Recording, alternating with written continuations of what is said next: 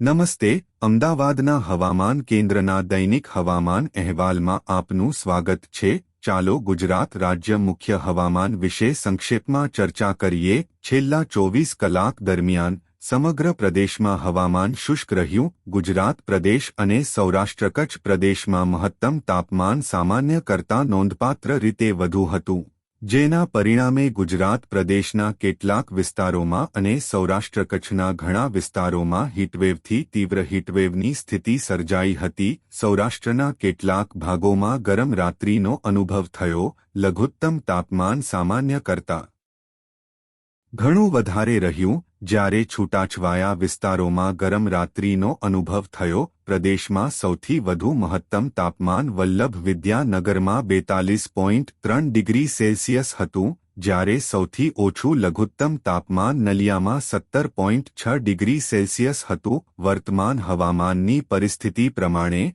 રાજ્યમાં આગામી 7 દિવસ હવામાન સામાન્ય રીતે શુષ્ક રહેવાની ધારણા છે. મહત્તમ તાપમાન સામાન્ય કરતાં ઘણું વધારે હોવાથી 12 માર્ચે સૌરાષ્ટ્ર કચ્છમાં કેટલાક સ્થળોએ હીટવેવથી તીવ્ર હીટવેવની સ્થિતિ અને 13 માર્ચે છૂટાછવાયા સ્થળોએ હીટવેવની સ્થિતિ રહેવાની સંભાવના છે, જ્યારે 12 અને 13 માર્ચે ગુજરાત પ્રદેશના છૂટાછવાયા સ્થળોએ હીટવેવની સ્થિતિ યથાવત રહેવાની સંભાવના છે.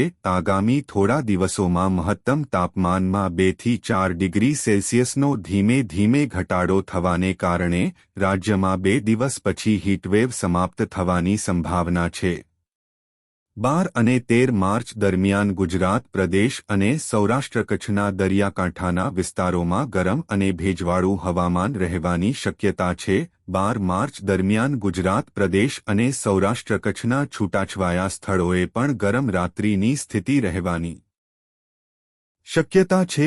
જિલ્લાવાર ચેતવણીઓ નકશામાં દર્શાવવામાં આવી છે. સૌને સૂર્યપ્રકાશ અથવા વધુ પડતી ગરમીના સંપર્કમાં આવવાનું ટાળવા વિનંતી છે. પુષ્કળ પાણી અને પ્રવાહી પીઓ.